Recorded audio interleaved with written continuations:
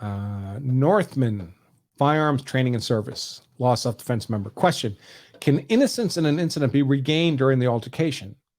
A USCCA example: you are in a bar, a man bumps you and steps on your foot. You respond, asshole.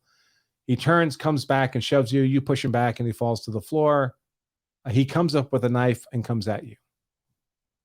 Did he change the nature of the mutual physical combat into a deadly threat altercation? So the element of innocence is an interesting element. So innocence basically says you cannot have been the unlawful aggressor, the initial aggressor in the confrontation, because self-defense is intended to allow people to defend themselves against some initial aggression, right? It's not intended to now allow someone to initiate aggression and then attempt to justify that as self-defense. That would be ridiculous. It's self-defense because you're defending yourself against some unlawful threat of force. So if you're the initial aggressor, you lose the element of innocence, a required element, always a required element of self-defense. It's the only one that is never presumed. You lose the element of innocence and you lose self-defense. If you don't have a required element of self-defense, you don't have self-defense. But you can regain innocence. And there's really two ways to do that. One is by withdrawal and communication. So you have this kind of confrontation here. You arguably did something that provokes the confrontation. You curse at somebody or whatever. You shove somebody. You're actually the initial aggressor. You've lost the element of innocence. You've lost self-defense. Unless you withdraw from the fight and you communicate your withdrawal. You regain your senses. You say, oh, hey, buddy, sorry, I don't know. I lost my mind for a second. I don't want to fight. Sorry about that. You've effectively withdrawn from the fight and communicated your desire not to fight. Now for the fight to continue, what has to happen? That other person has to come to you aggressively. And in the eyes of the law, what's happened is he's now started a second fight in which he's the initial aggressor in the second fight. And you've regained innocence for purposes of the second fight. You can claim self-defense now, defending yourself against his act of initial aggression. You're still on the hook for the first shove.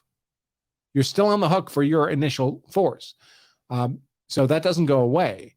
But once you've withdrawn and communicated your desire not to fight, you've regained innocence for moving forward. So that's one way you can regain innocence. The other way you can regain innocence is under circumstances where the other person unlawfully escalates the fight from non-deadly force to deadly force. So you shove someone, and instead of them just shoving back or using pepper spray or some other non-deadly means of self-defense to defend themselves against your shove, instead of limiting themselves to non-deadly defensive force, they pull out a gun or they pull out a knife. They've escalated what was a non-deadly force fight, that was your fault, to a deadly force fight. In the eyes of the law, they've started a second fight. They're the initial deadly force aggressor. They own that fight. You've regained innocence for that fight. You're still on the hook for the first shove, but you've regained self-defense for the purposes of the second fight, unlawfully escalated to deadly force. The trouble is there's many states that won't allow you to fully regain innocence, fully regain self-defense. If you fully regain self-defense, it's pure self-defense. It's perfect self-defense. It results in an acquittal. What you did, your use of force in that second fight in self-defense was simply not a crime. But a lot of states don't do that. A lot of states only partially allow you to regain innocence on the theory that, hey, listen, it would not have escalated at all had you not done the initial shove. And basically what you get then is what's called imperfect self-defense. And imperfect self-defense, self-defense is called a perfect defense because it can result in an acquittal, zero criminal liability. Imperfect self-defense doesn't do that. Imperfect self-defense says, hey, you did the shove. The other guy pulls out a knife. He escalates to deadly force and you kill him.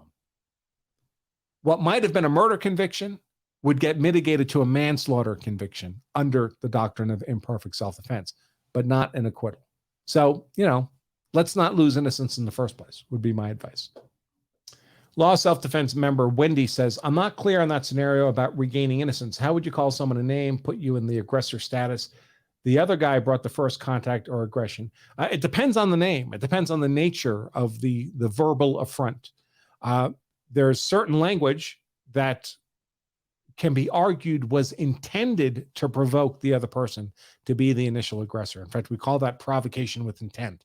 As you can imagine, if the other person's of a different race, for example, and you use the N-word, a lot of people would say if you're using the N-word, you're trying to trigger a physical confrontation, and you'll be treated as if you were the initial physical aggressor. Even though you didn't actually throw the first punch, the other guy threw the first punch, but he did it because of your provocation with intent, and that's a way to lose that element of innocence.